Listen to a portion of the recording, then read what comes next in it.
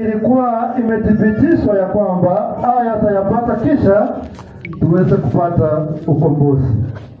Maana alipozaliwa wengi hawakutarajia ya kwamba atakuwa mfalme.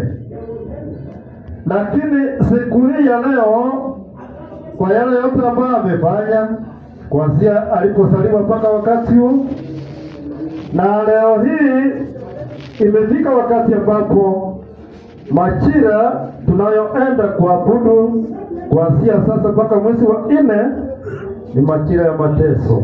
Bwana Yesu asifiwe. Yaani kukumbuka ya kwamba huyu mwana wa Mungu ambaye amekuwa mfalme kwetu na amekuja ulimwengu kwa ajili ya sisi ili atuokoe, atapitia mateso.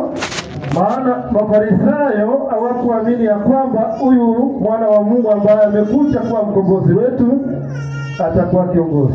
Kwa hivyo ni lazima ayapitie yale ambayo ni magumu, na awahakikishie pale Yerusalemu ya kwamba haya yote, hata kama ni kifo, mtayapita yote.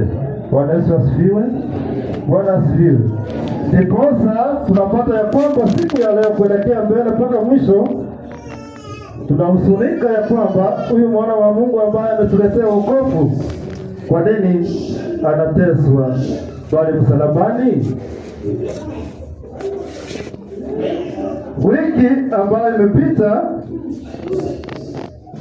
Jumapili ambayo imepita, tulipata ya kwamba kutoka Luka mtakatifu 9 mstari ule wa 28 mpaka ule mstari wa 33, Yesu amekuwa na wanafunzi wake, na tukapata ya kwamba kulikuweko na wanafunzi wa kwanza ambao walitangulia.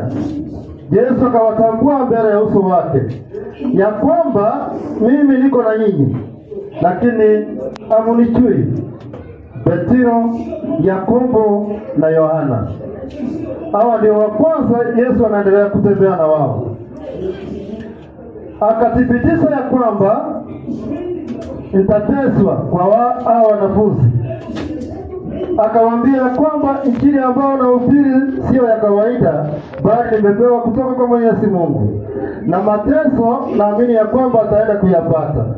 Hao wanafunzi hawakuwa wanaamini ya kwamba huyu mwana wa Mungu ataenda kuteswa, lakini aliwahakikishia ya kwamba kweli atateswa, kisha wale ambao wanataka ukombozi watapata ukombozi.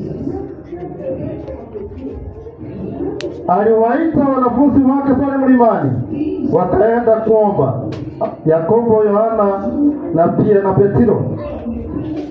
Walipofika pale, wakaanza kuomba kwa ajili ya utukufu wake Mwenyezi Mungu. Lakini maswali yalikuja baadaye ya kwamba kwa nini Yesu anaenda pale mlimani kuomba. Petro akaanza kuuliza ya kwamba Yesu, ni vizuri tutengeneze vipanda vitatu kwa ajili ya kuomba? Petro akaanza kumuuliza maswali pia pale wakiomba pale msalabani, pale mlimani.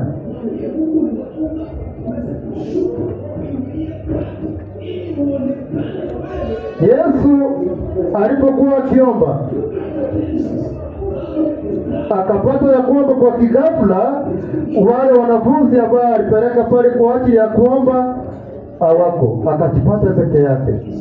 Na uaminifu wetu ni kwamba Yesu ameanza kuona ya kwamba ataenda kuteswa pale msalabani, ndiposa amepanda mlimani ili ahakikishie wanafunzi wake ya kwamba kwa neno hili ambalo limepata kutoka kwa Mwenyezi Mungu alikuji kwa kawaida, linakuja kwa nguvu, na lazima utumie nguvu kwa ajili ya kupata ukombozi katika dunia hii. Bwana Yesu asifiwe. Bwana Yesu asifiwe. Amen. Akanyenyekea akawaambia ya kwamba msifadhaike ya kwamba mimi naenda kuteswa.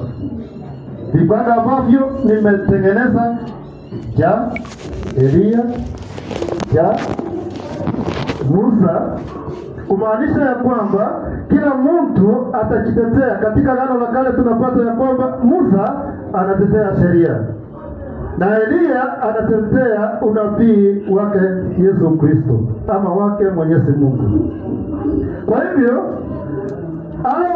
huyu wa sheria ambaye ni Musa alikuwa anawaongoza wale wanafunzi ambao alikuwa anapeleka pale, wale ambao alikuwa anaongoza katika pale desert. Lakini walipofikia wakati Yesu alipoenda kuzaliwa, hawakuona ya kwamba Yesu atakuja kuwa mkombozi. Maana Musa alikuwa anasimamia sheria na pia Elia alikuwa anasimamia unabii.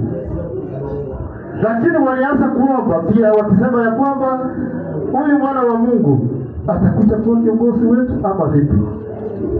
Kwa hivyo nabii Isaya alianza kuendelea kuambia watu ya kwamba kweli kuna mkombozi atakuja nyuma.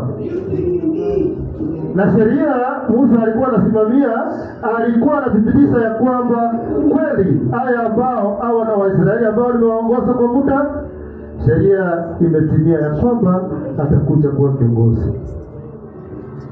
Kwa hivyo wanapotengeneza vipanda kwa ajili ya kuweza kuomba, swali ni hili: na wewe kama Mkristo umetengeneza kipanda chako kwa ajili ya kuomba? Maana Yesu anateswa msalabani.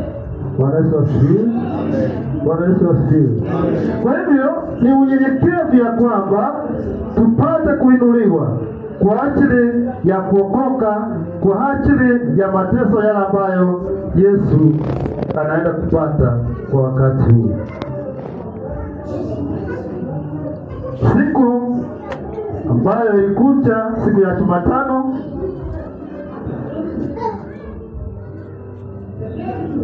tulipata ya kwamba